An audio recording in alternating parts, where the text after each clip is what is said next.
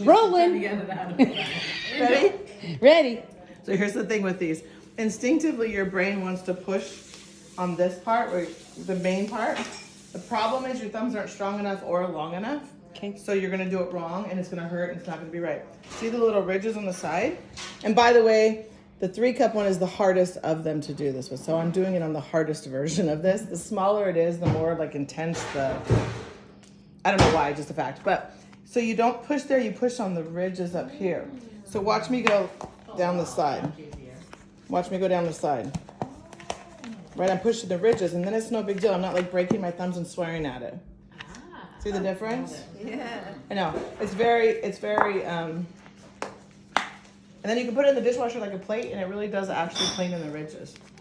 I tested it. I did Spaghetti Factory on it and let spaghetti sit overnight. The lid closes on it like that too. Yeah, so here's the thing. So when you're putting this, so the trick to this bad boy too is like this, the best thing ever to do with this, there's 2 best things actually. First best thing is slide 1 or 2 in your seat in your car. I would get the bigger one if you have access to the bigger one, but just because it's a little bit more. But slide it, because it stores like that, it doesn't get dirty. You can slide them underneath the car in the seats, and then when you get a puking kid in the car, and while I know nobody wants that, it's an actual thing, or a puking adult, or whatever, you got something. Or when you walk in, you're gonna go to the Italian restaurant, and you're gonna have fettuccine alfredo, but you're gonna run errands for the next 3 hours afterwards. I'm not trying to. Fettuccine alfredo is really good the first time you eat it. The next 3 hours in your car is Stinky. not so awesome. You're like, oh, right? Like the car reeks of. So what you do is you bring your own leftover container and go in, shut it, and it seals. And then when you're flying around the car and your husband takes the turn too fast, because that never happens in my house, that thing tips, it's sealed. It's not that horrible box that's like smelling everywhere and leaking everywhere. So you, and when you walk in and you pull out your own leftover container, the waiter thinks you're super bougie. He's like, hey. I'm like, right, I can hook you up too. I'm just saying. But that one, so I do that one, and then I also do the, I also go into I do this every single time we go to the movies. So my family we have 4 kids.